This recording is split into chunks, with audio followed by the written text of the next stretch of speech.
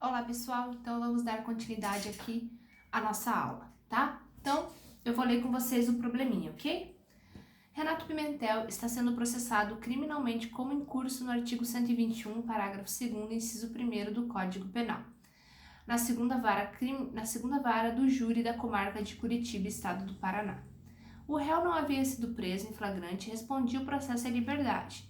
Durante a primeira fase do rito do júri, antes da realização da audiência de instrução e julgamento, uma testemunha arrolada pelo Ministério Público, chamada Ana Maria, procurou a delegacia de polícia e declarou que não quero ser ouvida como testemunha. O Renato tem me perseguido, me enviou e-mails dizendo que era para eu ter cuidado com o que eu ia falar na audiência, se eu não quisesse acordar com a boca cheia de formigas. Os e-mails foram impressos e entregues ao juiz, que determinou fossem juntados aos autos, decretando, assim, a prisão preventiva de Renato, nos moldes do artigo 311 e 312 do Código de Processo Penal, justificando sua decisão no fato de que a colheita de provas estava em perigo com a liberdade do acusado, que ameaçou a testemunha Ana Maria. Por isso, a prisão preventiva tem como fundamento garantir o bom desenvolvimento da instrução criminal. Em seguida, foi designada a audiência de instrução e julgamento, na qual todas as testemunhas foram ouvidas, bem como procedeu-se o interrogatório do réu. Fim da instrução, o meritíssimo juiz decidiu pela pronúncia, aduzindo, no que se refere sobre a manutenção da prisão, que a mesma ainda era necessária. Preclusa a decisão de pronúncia, o meritíssimo juiz determinou às partes, nos termos do artigo 422 do Código de Processo Penal, que se manifestassem acerca de diligências e arrolassem testemunhas para serem ouvidas em plenário do júri. O promotor de justiça, no prazo legal, ofereceu manifestação e não arrolou testemunha para depor em plenário. A defesa, igualmente, não arrolou testemunha. Diante dos fatos, na qualidade de advogado de Renato Pimentel, apresente a medida liberatória cabível, com exceção do habeas corpus. Em sua petição, não crie fatos novos, inclua a fundamentação que embase seus pedidos e explore as teses jurídicas cabíveis, endereçando a autoridade competente. Então, vamos lá, né? Aqui no caso, o Renato Pimentel, que é o cliente de vocês, né, ele está sendo processado criminalmente pelo crime de homicídio qualificado. Como nós sabemos, o crime de homicídio, né, o crime doloso contra a vida, ele vai seguir os trâmites do rito do júri. E o rito do júri, por sua vez, ele é dividido em duas fases, tá? Então, tem a primeira fase, que vai ter a denúncia, recebimento, resposta à acusação, audiência, e por fim vai ter uma decisão que pode ser de pronúncia, impronúncia, desclassificação e absolvição sumária, né? E posteriormente, então, vai ter a segunda fase, que é o plenário do júri. O que ocorre aqui no caso? No nosso caso, nós estamos ainda, terminou a primeira fase do júri, né? O que deu causa a decretação da prisão? O que deu causa à decretação da prisão foi a ameaça, né, feita aí pelo Renato Pimentel em face a Ana Maria, e por isso o juiz ele fundamentou a decretação da prisão preventiva na conveniência da instrução criminal, tá? Então, assim, para que o Renato não fizesse nenhuma atitude que pudesse, então, prejudicar, né, a instrução criminal. Então, o juiz ele veio a decretar a prisão preventiva. Ocorre que, tá? Então, terminou a primeira fase do júri, vai iniciar-se a segunda fase do júri. Só que, nessa segunda fase do júri, após a decisão de pronúncia, o juiz ele concede às partes que arrolem prazo para que arrolem testemunhas para serem ouvidas no plenário do júri, tá? No entanto, aqui no caso, a testemunha que em tese teria sido ameaçada, ela não vai mais ser ouvida, né, no tribunal do júri. Por quê? Porque o promotor ele não arrolou nenhuma testemunha, bem como a acusação. Ou seja, não há nenhum perigo, né, que o Renato Pimentel venha ameaçar essa testemunha e de alguma forma ele possa aí influenciar, né, no final do processo. Diante disso, desculpa, diante disso, então, é cabível um pedido de revogação da prisão preventiva. Em nenhum momento aqui no problema foi dito que essa prisão preventiva ela era ilegal, tá? A prisão ela é legal, a prisão preventiva ela é legal, só que no transcorrer do processo nós observamos que ela não se justifica mais, porque o motivo que deu causa à prisão preventiva ele já não existe, né? Então, neste caso, nós iremos fazer aqui uma peça de revogação da prisão preventiva, tá? Não sei se vocês, provavelmente sim, né? Eu disponibilizei um modelo para vocês. A estrutura da peça de revogação da prisão preventiva, ela é igual ao relaxamento, tá? Então, nós vamos ter o endereçamento, nós vamos ter que qualificar o nosso cliente, vamos ter os fatos, o direito e dos pedidos, tá? Quanto ao endereçamento, como já dito para vocês, existem duas formas de se fazer o endereçamento, tá? Eu continuo endereçando da forma mais tradicional, tá? Mas após a mudança aí do Código de Processo Civil, tem pessoas que estão endereçando de forma diferenciada, tá? Mas para a questão de exame da ordem não tem problema nenhum, tá? Estão sendo aceitas as duas formas, ok? Então, quem que é a autoridade? Para quem eu vou endereçar essa peça?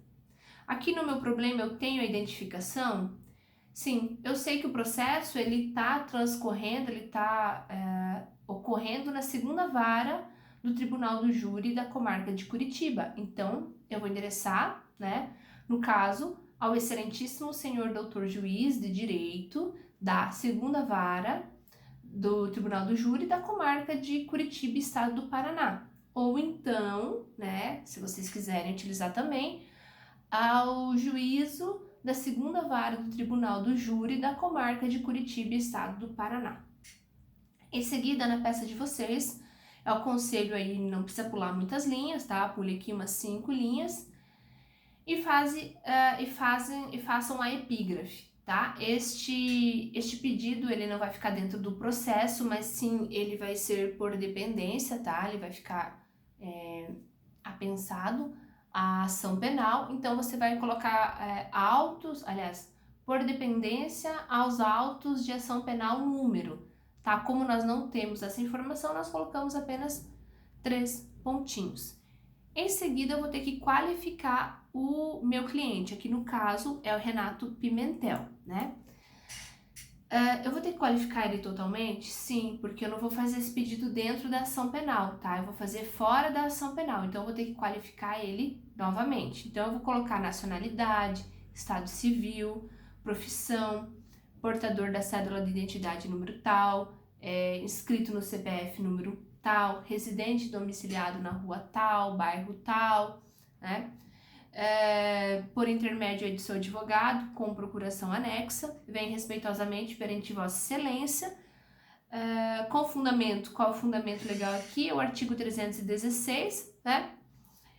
Do Código de Processo Penal. Sempre lembrem-se, tá? Que no início vocês devem colocar Código de Processo Penal de forma extensa e identificar a CPP. Posteriormente, no corpo do texto, você pode usar a expressão CPP, tá? Requerer a revogação da prisão preventiva pelas razões de fato e de direito seguir expostas.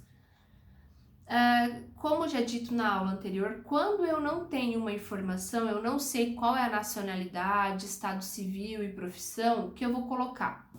Eu vou colocar nacionalidade, 3 pontinhos, vírgula, profissão, 3 pontinhos, vírgula, e assim sucessivamente, tá? Como tá no modelo aí para vocês.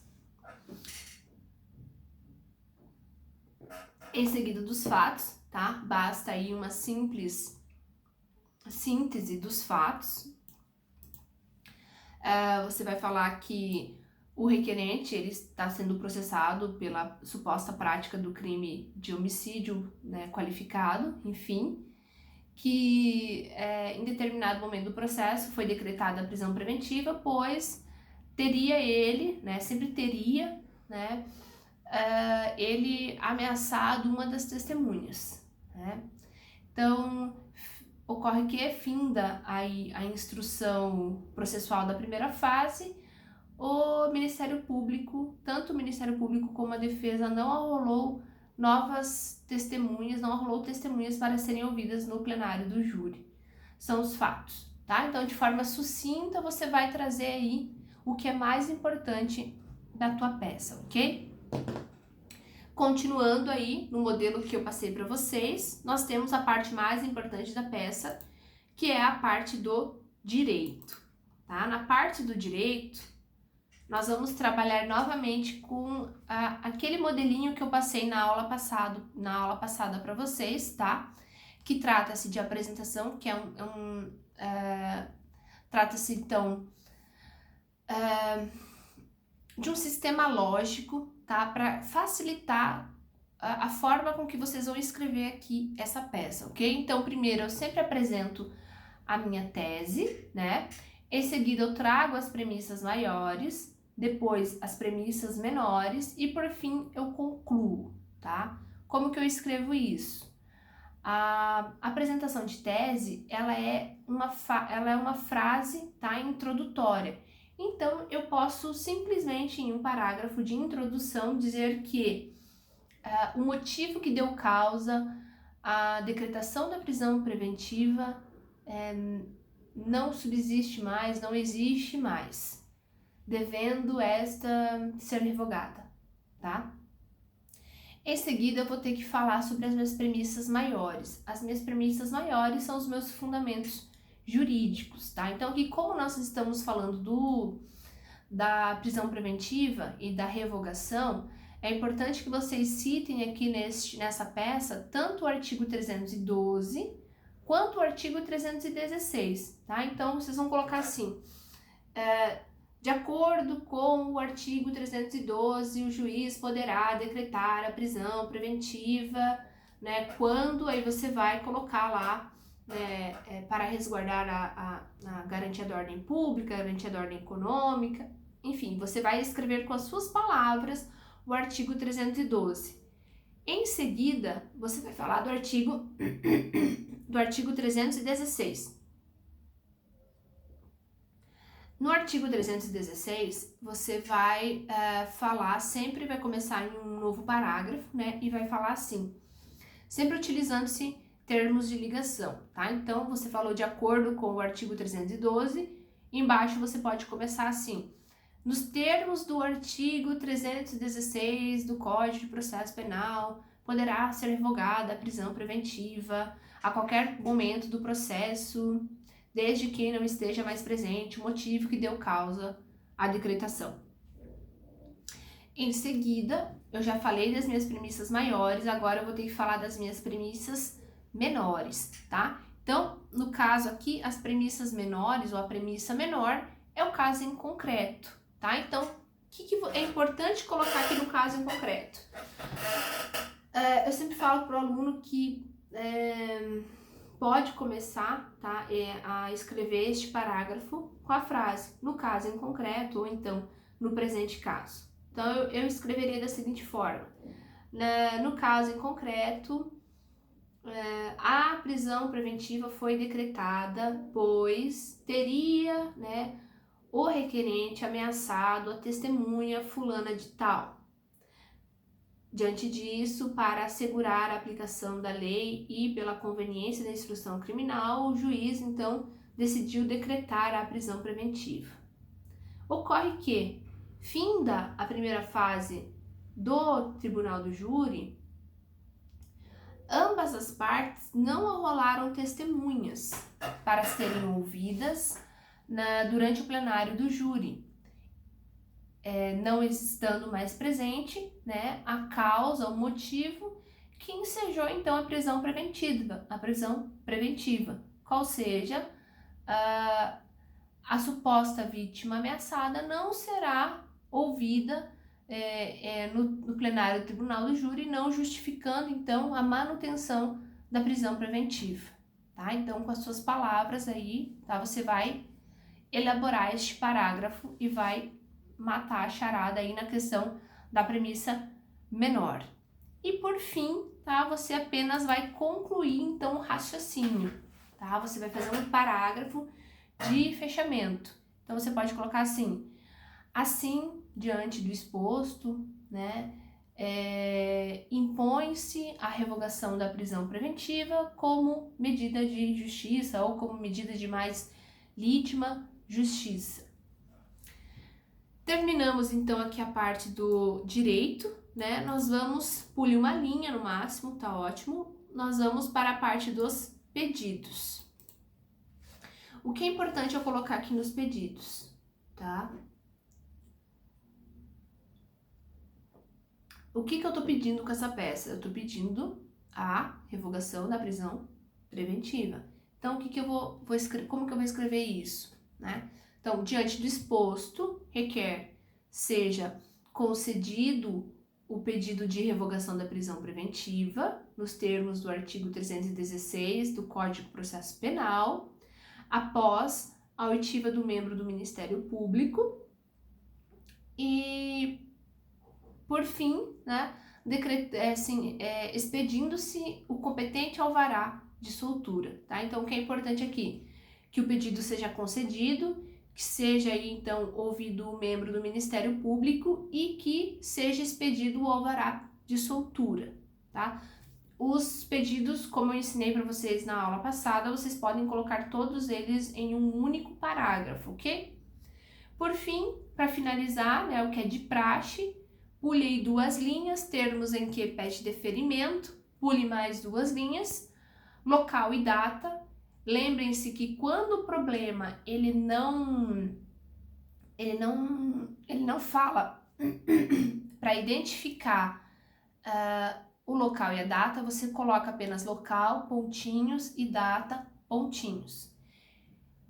Pule 2 linhas e por fim finalize a sua peça com advogado e OAB. Lembrem-se de nunca identificarem a peça com o nome de vocês, tá ok? Então, seria isso, tá, pessoal? Qualquer dúvida,